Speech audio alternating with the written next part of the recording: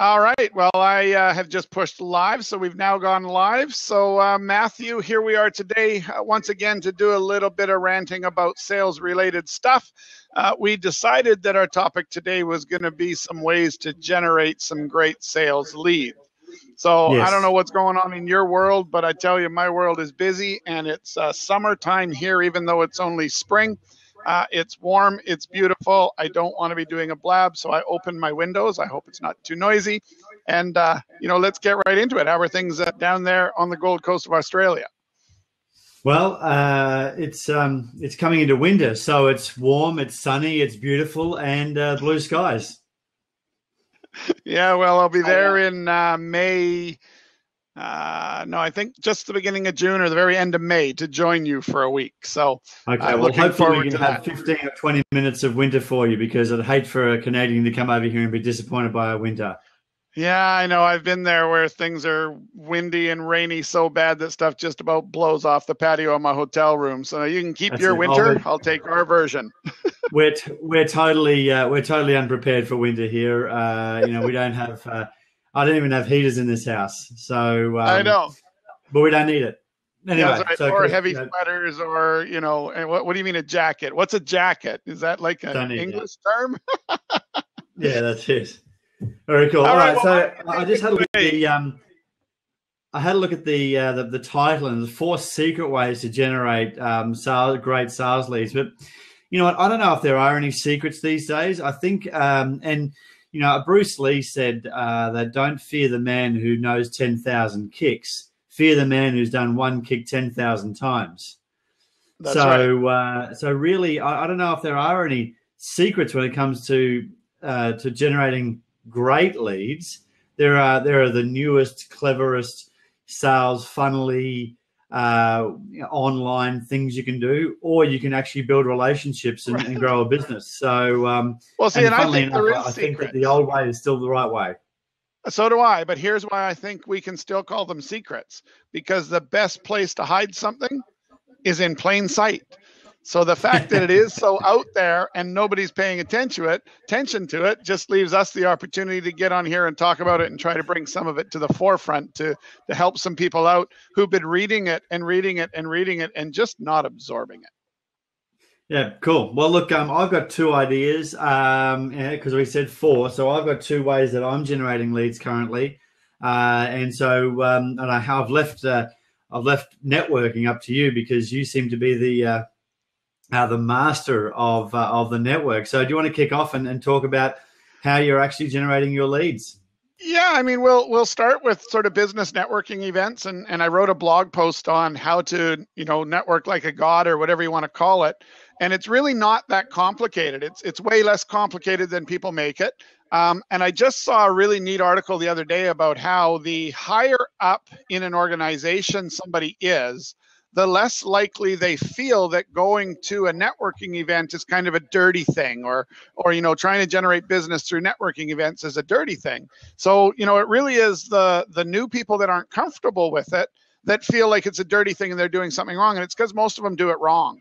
The idea at a networking event is to make friends. Oh my God, build relationships sounds hard.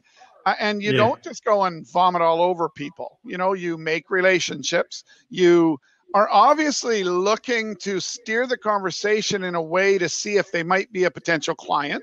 And then, what I do is I then break down into a couple of categories of what is this person? You know what? This is just a personal relationship.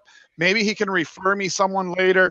Maybe we're just going to be really, really good golf buddies, but I don't know. So I'll actually put them into an automated follow-up series for personal contact so that I'm still interacting with them.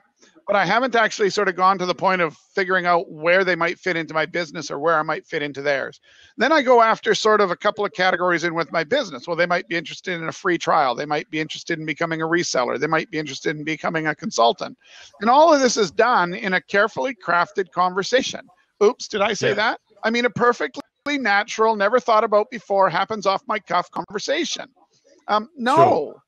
You go into a networking function armed with your conversation that you've practiced and rehearsed. You've seen how people react to things in their face when you talk to them, right? You say it, you see it in their eyes, and you hone that and you hone that. And you get to the point where you're a broken record, because broken records work.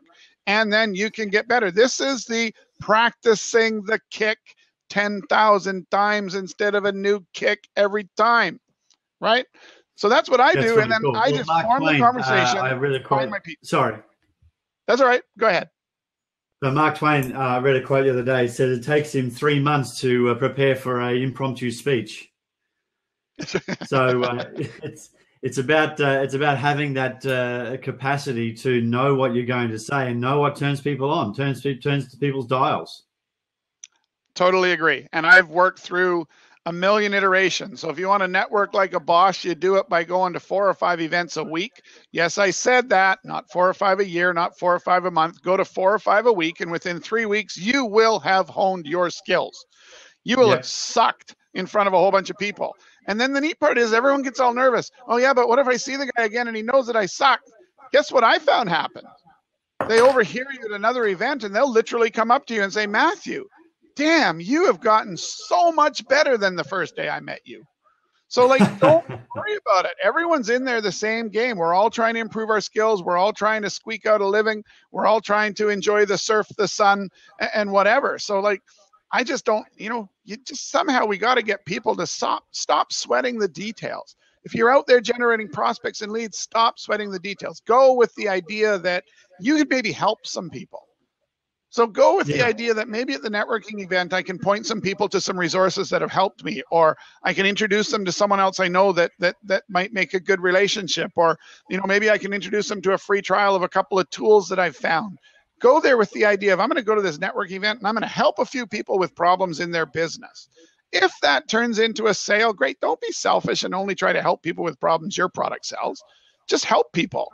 Right? Oh gosh, someone's struggling with taking a picture with their cell phone. Hey, something I can help you with, right? So I love networking events for that reason. It's incredibly fast to rapidly iterate.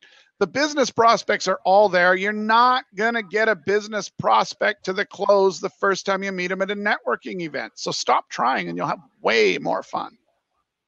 Well, that's right. You need to build a relationship and have that conversation. They need to see you a couple of times to build trust. You show up to a networking event once and go, well, that didn't work.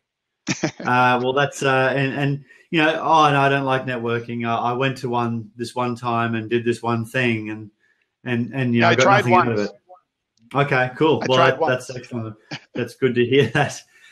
So yeah, look, building a relationship inside a networking event, and go to 4 or 5, practice, and there's always going to be ways you can improve, and just if you do fail, then of course there's lots of ways you can reframe that. You can have your identity and your role separated. So you go, well, they're not rejecting me, they're rejecting my role, so you can still be okay. So many times people attach their role and identity together and they find themselves, well, I don't know if you know anybody, but I certainly know people. My grandfather, for one, finished his, retired, was a fit, healthy guy, but retired and died 5 years later because he'd actually attached his role as business owner and mayor of a town to his identity, retired from that, and passed away. And it happens a lot. People lose their job, they throw themselves out of a window. They're not bad people. So often, when you go into these when I go into these networking events, I say, right, well, who am I today? How do I represent myself and be okay? And if you just take an attitude of service, I've had some clients with earth-shaking reputations and huge client lists. And I've sort of worked myself up a little bit, going, oh, geez, well, how am I going to sell this person? Take a moment and go, hang on. If I go in with an attitude of service, I'm going to ask better questions. I'm going to understand their business and their pains and their issues better than if I'd gone in there trying to sell something.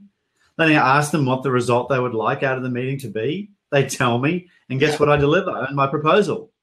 I deliver what they've told me they want it delivered. Amazingly enough, I get the business. Yeah, and it's actually taking that attitude of service, and that's a really good point there, Dennis. Is showing up to a networking event expecting to sell some stuff. Yeah, is the wrong way to go. Well, and it's funny because I went to a networking event just last night, and it's put on by one of the larger cell phone providers over here, mobile providers in your lingo. And I went to one of their events, and it was a free event, and it was fantastic. Like, blew my mind, catered, wonderful event, and it was free. So I'm like, well, hang on. I saw another of their events come up, so I'm like, yeah, I'll go. I could eat, right? So, Yep. and I went there with my bucket full of bunker rings, which, as you know, are these phone rings, right, as my little giveaway. And I actually Yep. went there because this mobile company called Rogers has just started this whole campaign to try to help small businesses. And of course, that's what we do. So Yep. we're all about how. So I went there hoping that maybe, because there was some speaker being flown in from Toronto, which, it's not that far away. It's halfway across Canada, but it takes 5 hours to get here by plane, if you can believe it. And so here's this guy getting flown in from Toronto to talk about what I talk about. So I'm like, hang on, I got to go meet some of these people, and maybe if I get lucky, I'll be able to steer the conversation to where I can be a bit of a public speaker and get flown around Canada, helping them out and getting my message out. So that was sort of the reason I went there. And then I was like, it was a really hot day yesterday, and I normally go to these things in a suit because I believe to always be dressed at the same or one higher than anyone you're meeting with. And I just didn't. I dialed it back to a polo shirt kind of thing and dress slacks. And when I got there, everyone was at my level or a step below. So I was like, whoa, thank God I didn't show up in a suit. I mean, I would have looked better than the speaker. That's not cool. But anyways, I pulled out my bunker rings and I started talking to this nice Russian lady who's all looking at helping businesses, and she works for some business consulting and all this. And I gave her a bunker ring, and then I'm giving out bunker rings, and people are getting them, and they're actually sticking them on their phones. And then this other lady comes over and she says, "You're going to be embarrassed for me when I show you what I have." And she holds up her phone in her hands through this strap thing that attached to her case. She says, "I've wanted one of those forever." I said, "Well, I'll tell you what, you let me take a picture of you with that one, and then we're going to put mine on yours, and we're going to take another picture of you with the other one. And as long as you'll let me put that on Twitter and use it in my social media stuff, I'll give you one. Heck, I'll give you two." It turns out that she was flown in from Toronto.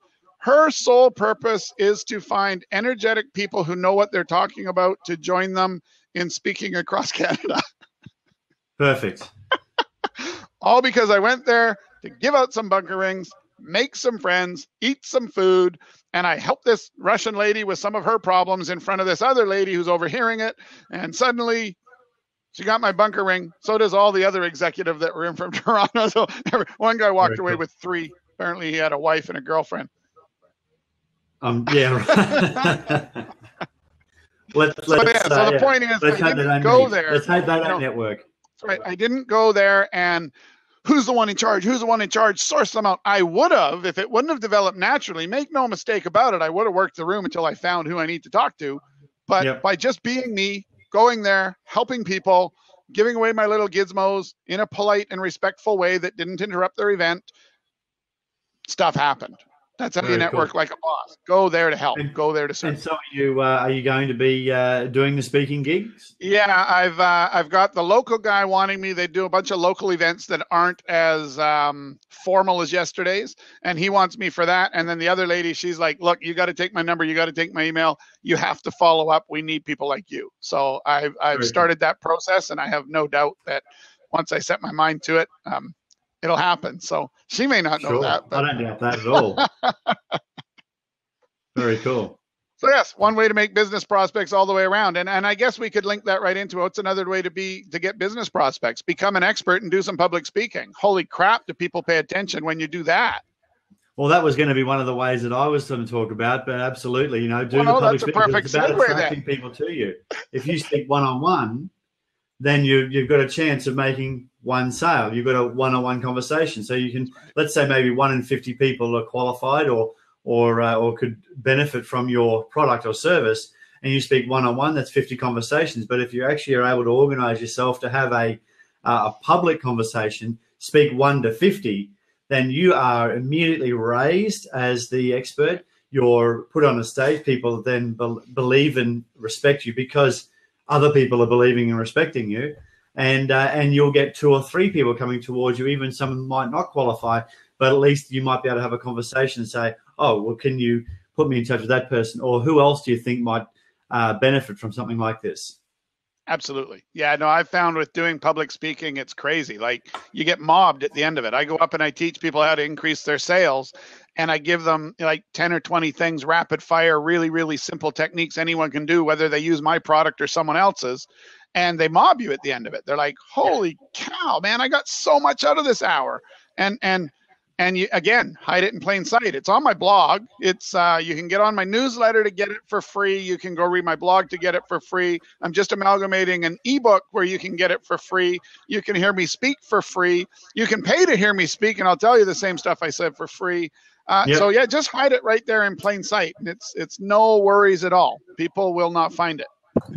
Well, that's right. And if you speak and people saying, oh, I've had clients say, oh, look, I don't want to give away all of my IP on my newsletters. Well, you know what?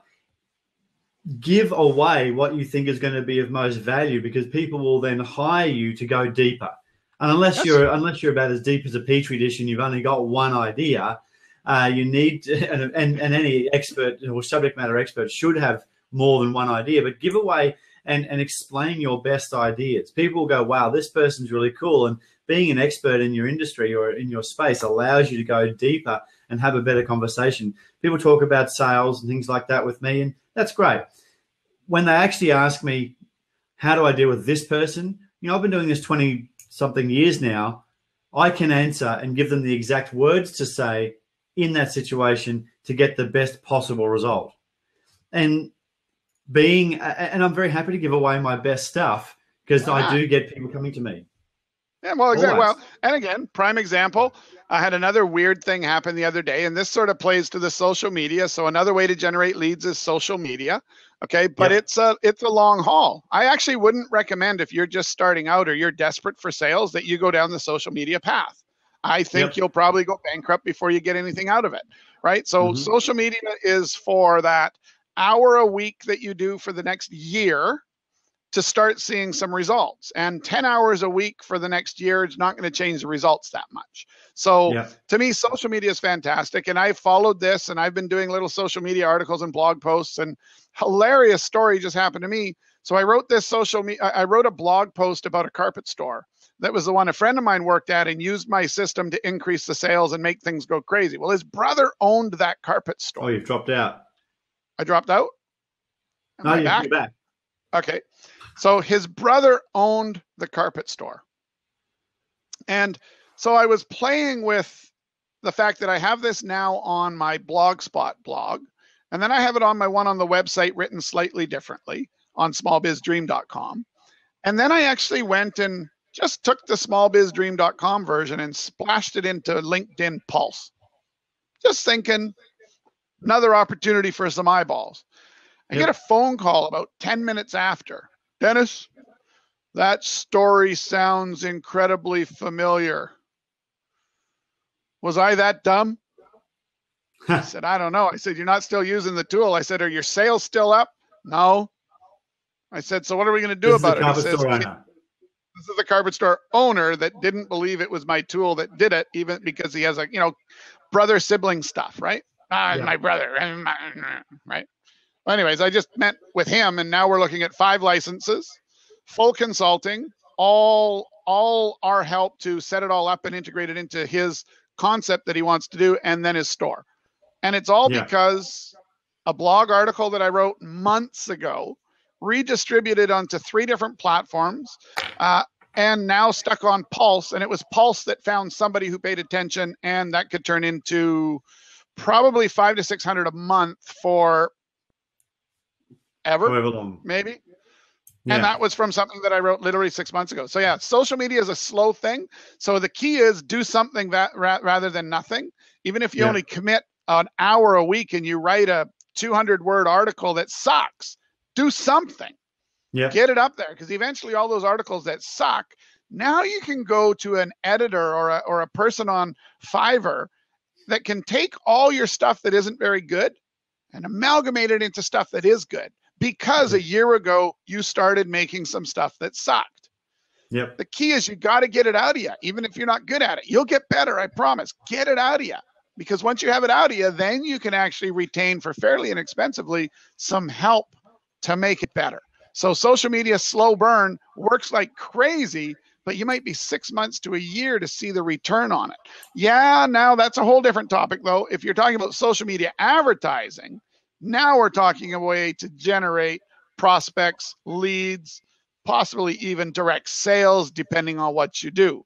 So maybe I'll let you talk a little bit about social media and advertising, unless it's better for me to, and then let's explore that as so paid advertising, paid Google, paid things to generate that initial traffic or that initial lead. Why don't we speak on that a little bit first? Well, one of the things that I've found is actually really good that is helping my business is LinkedIn. And having a premium account in LinkedIn allows me to go ahead and search.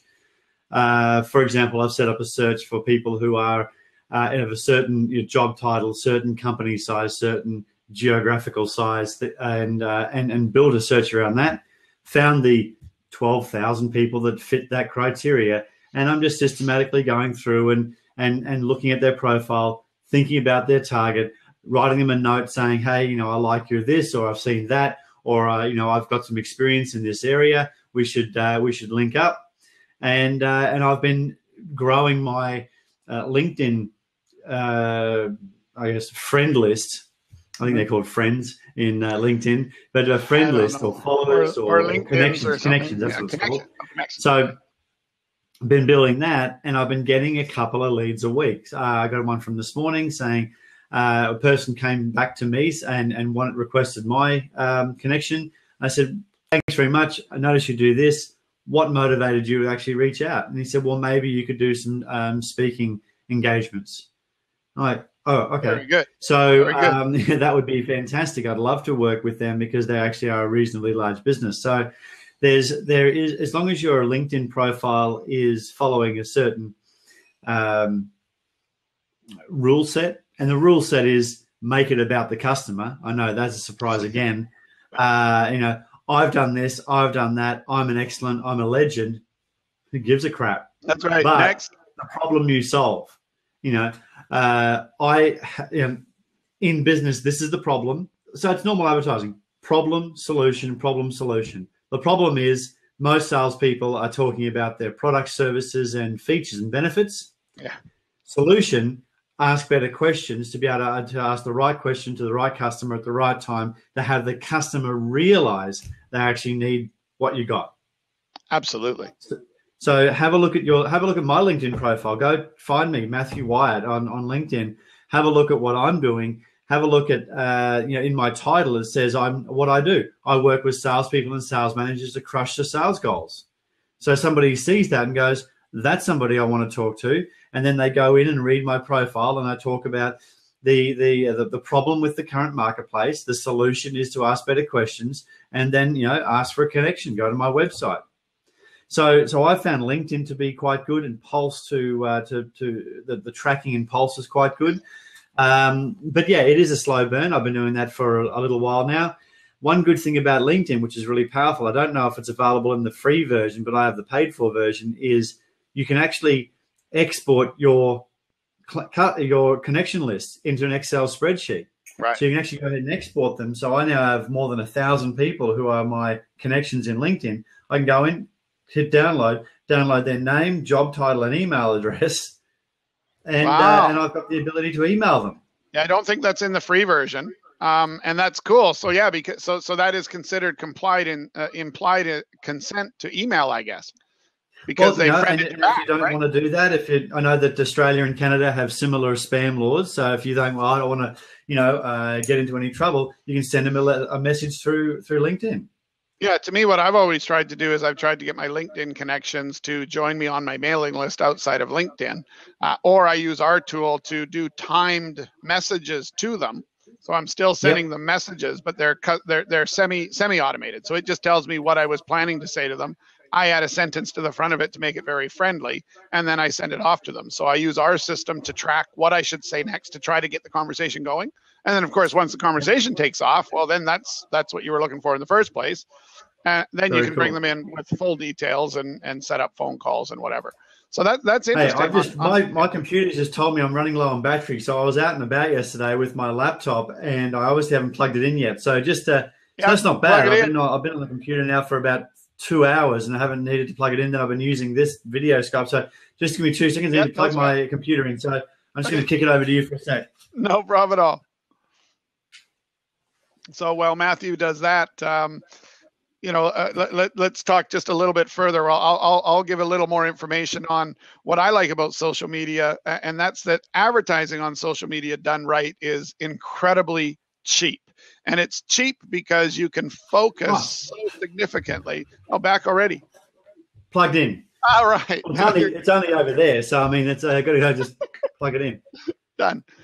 So I was taking them from the LinkedIn concept to the advertising concept that's available through LinkedIn, through Facebook, through Twitter, and the fact that you can so micro focus. I mean, you can literally go into Facebook and say, or even in LinkedIn, you can go in and say, I want to only have this advertisement show to everybody who lists dishwasher as one of their skill sets. If you're on the premium version, well, actually, even on the non-premium, when you place an ad, you can also say, I only want to advertise to people that are at this job title or above.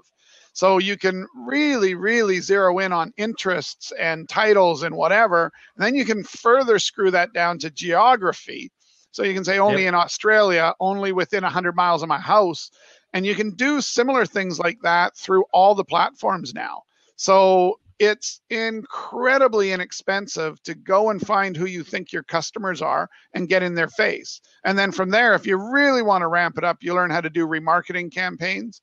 And that means now a cookie gets dropped at any time they come back to any of your properties. It's like that magic thing. Yesterday, you were looking for a new printer.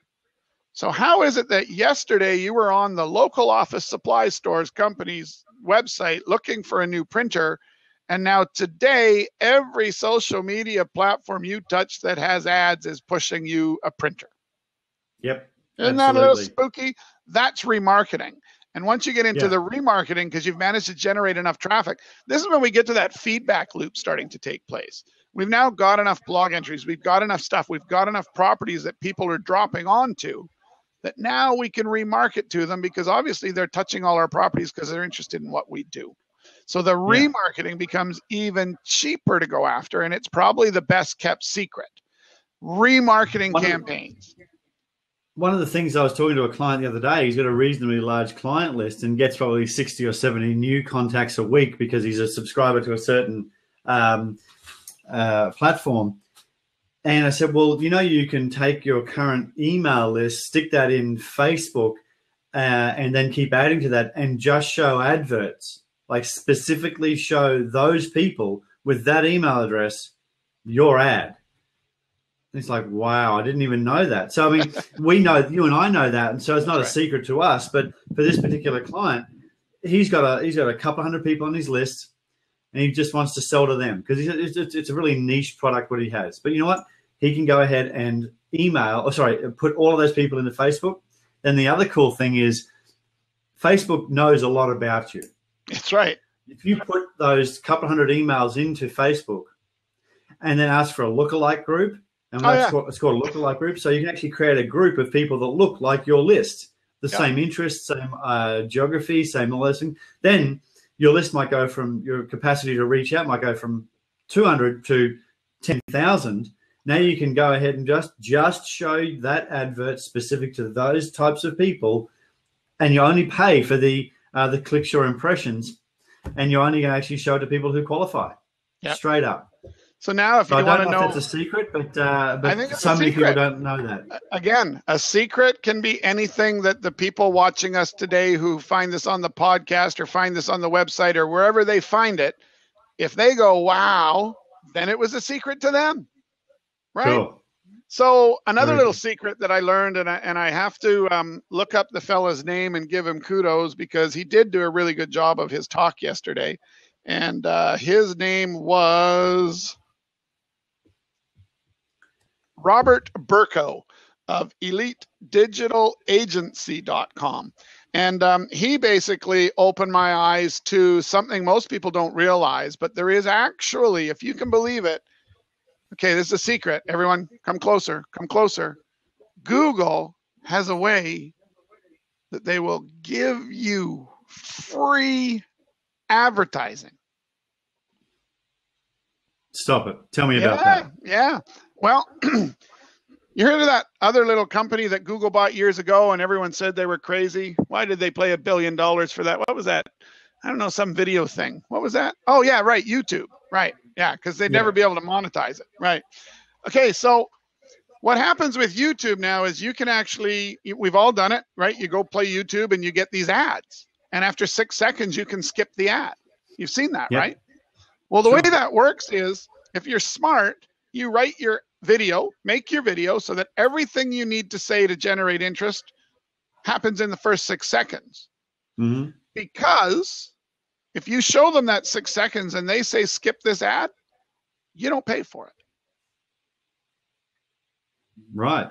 So I'll pick up that train as well. With another way that you can actually get Google to work for you is to ask your existing customers to do a Google review.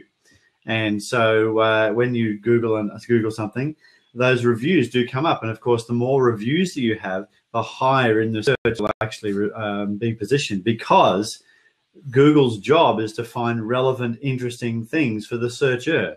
So I tested, just for the heck of it, a little tiny video, and I'm gonna just run and log in because I didn't check the stats in the last few minutes. So because we're talking about it, I'm gonna actually go in and tell you exactly what happened when I tried this, because I already had a bunch of 20-second videos made. Now they're not perfect. Right. They don't do the best part in the first 6 minutes, but a lot of them are okay. So I tried one just for the heck of it, and what came back was, 1 second. Come on, Google. Don't let me down now.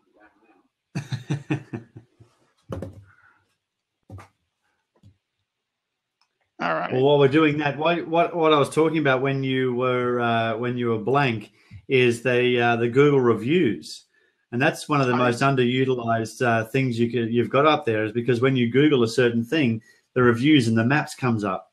And I was sitting with an SEO guy the other day who actually says, well, his position is don't pay for SEO, because you can actually get Google to do most of the job for you if you are providing quality, good content. And all those outsourced people who are doing SEO are having a bit of a lend of you, simply because, as Andy just saying, that was quite a mic drop. I think it was a mic and camera and basically laptop drop. So he's really dropping the knowledge. Like, I'm totally out.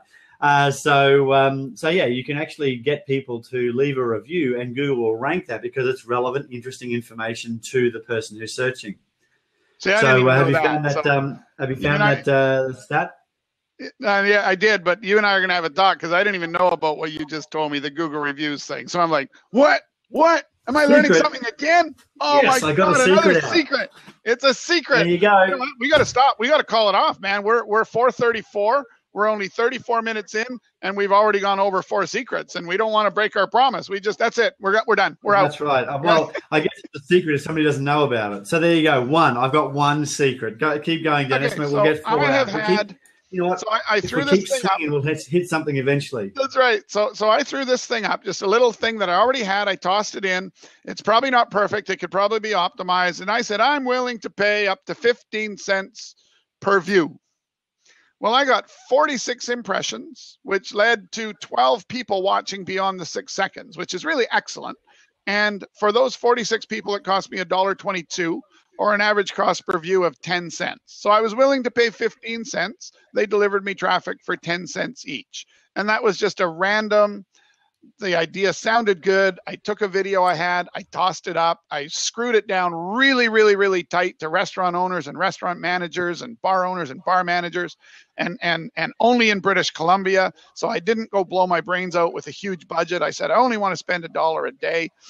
And I threw it up there, and that's what I got in my first day. So, wow. I mean, where can you get really targeted people to look at your stuff for 10 cents? I hadn't thought of using Google, the advertising, to promote a business. So that's a secret. I think we can call that a secret. Yeah, absolutely. Another one, I tell you, they're just all over the place. Look hard enough, you will find secrets laying on the ground in front of you. There you go. 2 secrets from Google. That's right. There you go. Good technicians. Maybe you need to be better marketers so they can tell people about this. Exactly. So just remember, on a 20-second video that tells your whole thing, put the most important bits in the first 6 seconds so that if they're interested, you might have even satisfied enough their curiosity for them to just go away and be permanently imprinted. And if not, you don't pay for it. So if you hit them with your best stuff and they go away, you got brand recognition at no cost. And the guys that do come through might turn into sales. So it's kind of a win-win, best of both worlds situation. So you were saying you had 42 attempted plays and 12 people actually watched the whole damn thing. Yeah, according to this, I got, well, yeah, it means that 12 people didn't opt out of it after 6 seconds. So yeah, I've got 12 people, and there was only a 22 people that could have. That's right. So now I have to really hot because I didn't actually hook up the tracking to see if they actually went and signed up what I was trying to get them to sign up to. So now that I've seen the front end work, I'll go connect it to the back end and we'll see what that generates in traffic. Now, before everyone gets crazy and says, oh yeah, that means 12 people would have signed up onto his mail list. No, I probably need to get 100 people to watch it to get one to sign up on my mail list. But in the meantime, if I'm doing remarketing, that guy's going to start to wonder how small business dreams in his face everywhere he goes. Because my cookies dropped the minute he looked at my video. These guys are everywhere. So that's the neat thing, right? You're actually, without realizing it, by getting into remarketing and getting Google to drop that cookie to track and them receiving it, you're actually building a list that you don't even know about. You're building random traffic on the internet that you can actually reach out to because they touched one of your properties that you have your tracking code on. Very cool. It's really asking me to sign up for the good YouTube ads. So hang on just a second, Andy. I need to also write this down. Go. Okay. So YouTube ads are actually all handled by Google AdWords. So I believe through the YouTube interface, there's a place where it says you want to advertise, and then that'll actually shortcut you through the process to get an actual Google AdWords situation set up. So once you've got a Google AdWords campaign set up, you set up a video campaign, you drop in your YouTube link, and away you go. So it's all part of Google AdWords now for advertising on YouTube. Very cool. Okay. Yep. It's a video ad. So you pick your ad as a video ad, and you can do in-stream. So in-stream is the one you're looking for. It's the one that puts your video on the front of somebody else's video. And the other one is literally just showing your whole video and nothing else. And it's usually more expensive. Yeah. So the major telcos and insurance companies and people like that make you sit through 15 seconds or 30 seconds of their advert. And I actually purposely really switch off them. You know, if I'm going to watch I've got skip ad and I might watch them, but the ones that force me, I actually, I don't know, maybe it's my, I don't like being forced to do anything personality. But it's also possible that just what they're selling doesn't resonate with you. So it might not be a bad thing that you click off, right? Yeah, no, if you're not interested, go away. And it's better for the advertiser, better for the viewer if they're given the opportunity. Hey, dog grooming. Nope, no dogs. No dogs. We're a cat house here. So that's cool, man. Okay, so one thing that I've been doing to generate leads recently, and this is me, and I've got and what I do is I teach sales strategy and do sales training and motivation for sales teams. Basically, if you need more sales, you come and talk to me. And more conversions is probably a more specific area. A lot of people in marketing say they do sales. Well, you know what? They might get the phone to ring. But what I actually do is I convert that incoming call or that outbound conversation into a sale. And that's the bit that I concern myself with. So what I've been doing with customers, what I've been doing with friends is calling them up and say, hey, I'm growing again. I need to find more people. So how about I come and do work with you for nothing, show you what I can do, or work with one of your clients, show you what I can do. And if you like it, then you can refer it. And 3 out of the 5 people that I've spoken to about that in the last couple of days have said, I don't need you to work for me for free. I know how good you are. What do you want me to say to my customers? I'm thinking, hang on, I've been doing this for 6 months. I've been out there, doing advertising and busting my hump and doing talks. I could have just asked. So Did you there's just a find secret. another secret? Ask. Ask for the sale, or ask for the referral, Ask or ask friends. for the business. You know, hey, I'm doing this. I'm looking to increase my client base by 3 or 4 new people. Do you know anybody? Or can I help you out? And if you like it, then we'll go forward. Give first. I try to give first every time. People are like, yep, this sounds really good. I want to help. Yep. Yeah, it's just not that hard. All the things we're scared of, it's the old salesman dilemma, right? Wow, I put the proposal on his desk and it's 3 weeks now, and I've left him 2 messages and 4 emails, and he's not calling me back. He must have hate me. Did I say something wrong? Did I have bad breath? Did I forget to button my shirt properly? It's a total disaster failure. And then the bad guys give up. The good guys make the one more call, get him. And he's like, oh my God, I felt so guilty for not getting back to you. You know what? My wife ended up in the hospital, and my dog ended up eating my child, and my whole world exploded. And oh my God, I'm so sorry I didn't get back to you. Now we're behind. How do we make this happen faster? Yep. I got a What do we client do? who I got a client who I emailed the proposal within 24 hours of meeting them. He didn't get back to me. I called him, left him a message, no answer. Called him again, and he goes, "Oh, sorry, I'm interstate and I didn't get your email." He goes, "Actually, you know what? Our email filter, our spam filter, is so crazy. Did you send me a Word document?" I'm like, "Yeah, I sent you a Word document so you can edit it." Yeah, that'd be it, because we don't. Unless you're a trusted source, you can't get through. Right. And I forgot to make it a source. That's just IT gone wrong right there. I'm sorry, but that's IT gone. They're part of a $80 million company, and they've got a crazy internet filter and stuff. But anyway, long story short, he goes, "Oh, I'm really interested." All I did was pick up the phone a couple more times. Yeah. So and again, that's probably one of your biggest ways to generate sales leads is call your prospects often enough to turn them into leads. Yep, absolutely. Secret, making contact. Because I've been teaching one client who has a specific product, and I've got them to put up on the wall that a telephone is communication and email is confirmation. So if you want to communicate with a customer, because I was in a workshop yesterday with another client, and they said that fully 50% of emails are misread in some way, because you can't get tonality across. People zombie read stuff, So, and I love that term, zombie reading, because you can just imagine, if anybody watches The Walking Dead or any of those sort of shows, what is a zombie like? So you can just imagine you're scrolling through your email doing that. They're not taking anything in. Zombie. They're not taking anything in.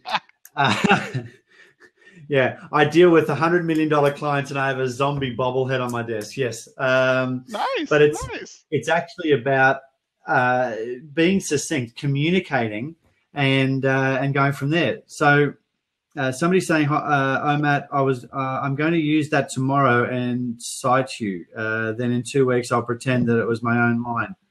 That's sales right there. Ted Miller, this guy's a superstar. This guy's a rock star sales guy. He understands the whole world's about copying.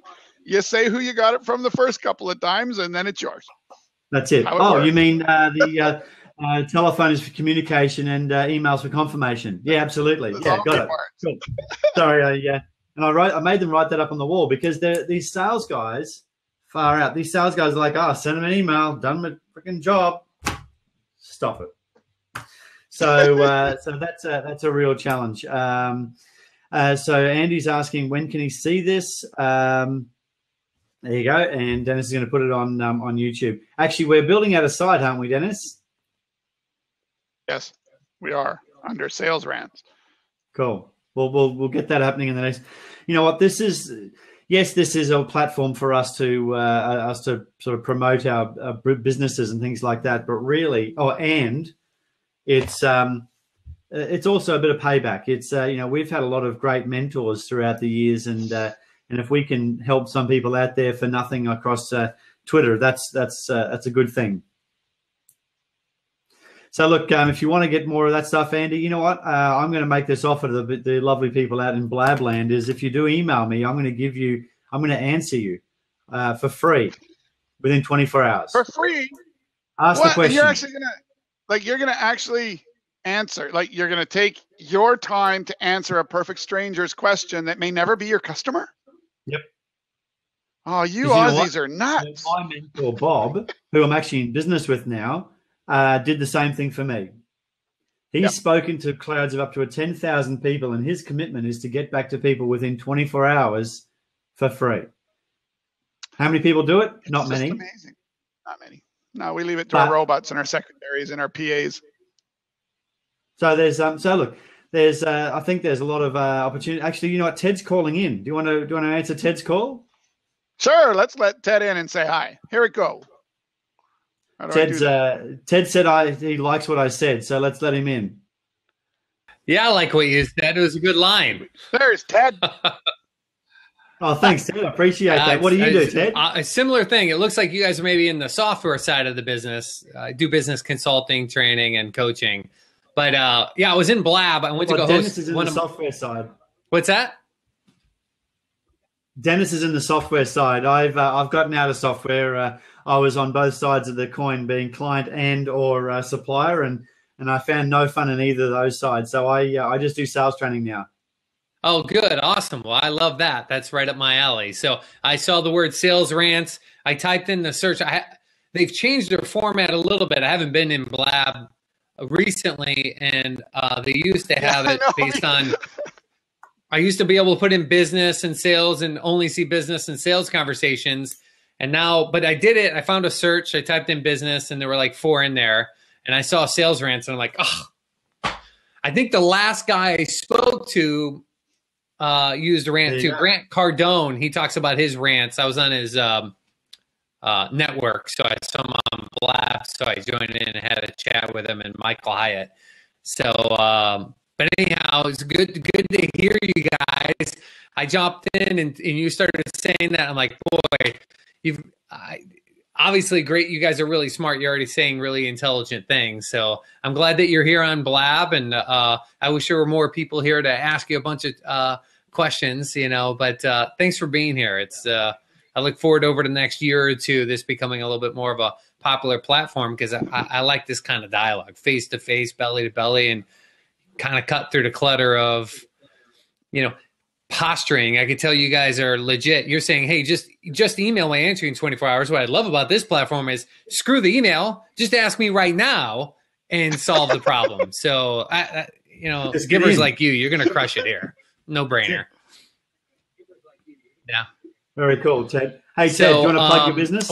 On this rant, could you give me a little pitch? At the end of the day, you guys are here to add value, but could you kind of tell me a little bit about what you do, just so I have more insight? Absolutely. Okay, in fact, sure. usually Dennis, the last 10 minutes, that's exactly what we do. So it's about perfect. So you go ahead, Matthew, go into your thing, and then I'll go, and then we'll let you tell us all about what you do.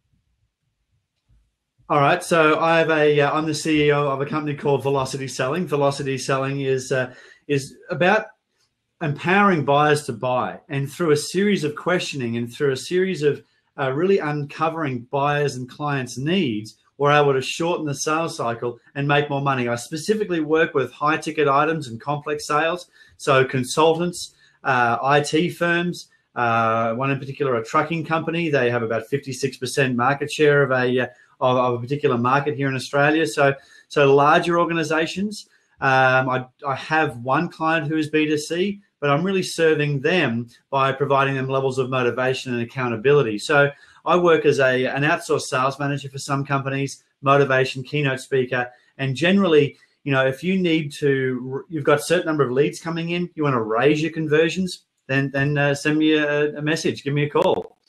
So the company's called Velocity Selling. It was founded by a Canadian, Bob Urachuk, and Bob has been voted in the top 10 people in sales, top 10 sales gurus since 2008. And now I'm running the business globally and also running a consultancy firm here in Australia. So that's what we do. We help people make more sales through asking the right question at the right time to the right people. Fantastic. And technically, we've got the other side of the coin. Dennis, what do you do? Perfect. And don't forget, you've got all your free videos and stuff that people can do in your 7-day trial that they can actually go in and get a bit of a flavor of what you're doing, which I think is important. Absolutely. So I've just stuck your URL up there for anybody who wants it. Thank you. And yeah, so once Matthew has got your systems and processes tuned up, then you shove everything over to Small Business Dream, where we actually just help you to collect and I guess collect, collate, and utilize your data to maximize your sales. So Small Business Dream is purely about maximizing sales. We're not interested in making sales managers happy. We're interested in making owners happy, and we're interested in making salespeople and floor people and anyone involved in the process happy. So yeah, basically collect your data, utilize your data specifically to increase your sales. So we do all the stuff we talked about to generate leads and prospects. Once you've got them, they turn into customers. We then teach people how to remarket to their customers and how to follow up with people more, so to make more sales, sell more to the people we already have. And it's just all about making more sales, because your average business, if you increase their sales 10%, they make like 25% more profits. Yeah. And just to be really specific, it's not businesses who just think they're in sales. So you gave a great example last week of a restaurant chain. You said there was value attached to each new name and number and email address that these restaurant chains could get. Do you want to talk about that for a minute? I worked it out based upon what kind of increase in business on a simple little tiny 25-seat restaurant. So a tiny, tiny restaurant. And it comes out to every piece of data that restaurant collects is worth an additional, okay? So from where they're at right now, never generating more data at all, just collecting the data to bring people back more often than they were coming, each piece of data is worth $26.65 more annual sales every year moving forward, because you took the time to collect their data. So what if it cost you $5 to collect their data? Well, what if you just had like a business card drawer? I mean, so many businesses, walk past businesses, they give away, they gave away anything. Business card drawer. What are you going to do with that data then? So many businesses are probably just going, oh, that's nice to have. And now we got one happy client. What if you could actually make everybody who put their business card in that drawer was happy? And so you've got an amazing way of doing that. It's just the data that you have. Like I've got a couple of different CRMs. I've also got a Small Business Dream. The data, I've got one business that I haven't done any outward marketing for 3 years and still make about $15,000, $20,000 a month of sales out of, because I've got a list. Wow. Yep, got a list. That list is everything. $100,000 to me in the last couple of years. Awesome. And that's the key. Data is what makes the world go around. Yep. As we talked about, you can take your email list and drop it into Facebook. You got to generate that email list. Everything should be slowly convincing people to get on your newsletter. Your newsletter should always create value. The 80-20 rule, 20% of the time you're selling, 80% of the time you're giving value. Curate that list, maintain that list, make that list go, go, go, go, go. Everything just gets better for any business that decides to go down that road. That's it. Why do you think Facebook was valued? Why was Facebook valued at so many billions for so long without any revenue model? Why was Twitter, worth so much money before it actually had made any money? Well, you know what? Because it had a big friggin' list. Data. And of course, now Facebook continues to zoom along because the level of detail that they have in their data is better than anyone else. Right? So Facebook did it right. We got to where we're sharing everything. Heck, it even knows where we like to eat. And I mean, it's quite incredible at what it knows about us. So therefore, it's the most finite that you can get in targeting a specific audience to spend. You can spend $25 to see if your ad's going to work or not nowadays. Have you seen that thing, Friends Nearby?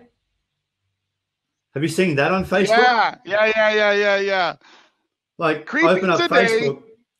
Bring up, and then you go swipe this way, nearby friends, and you can go actually, oh, look, my friend Nikki is 2 Ks away, and so is Michael, and so is Glenn, and so is Leo.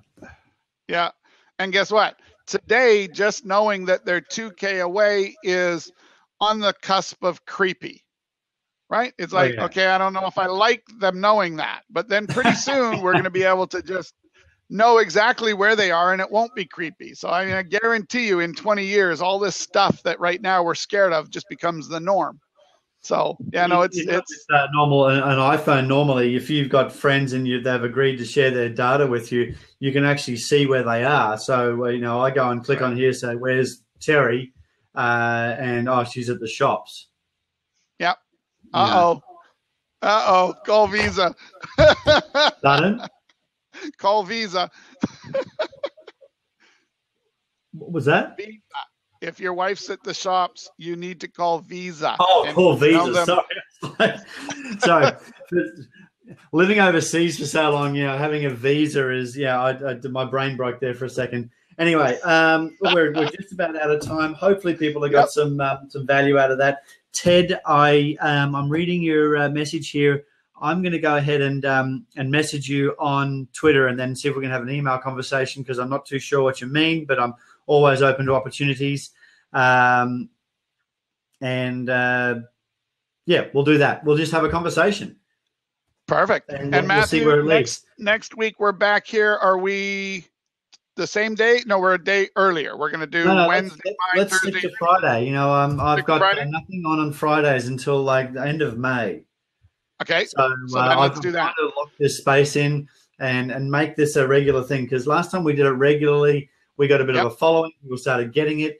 And if we keep it at a regular time, we're going to be able to continue to deliver and build a bit of a following and help people out. People can tune in. Perfect.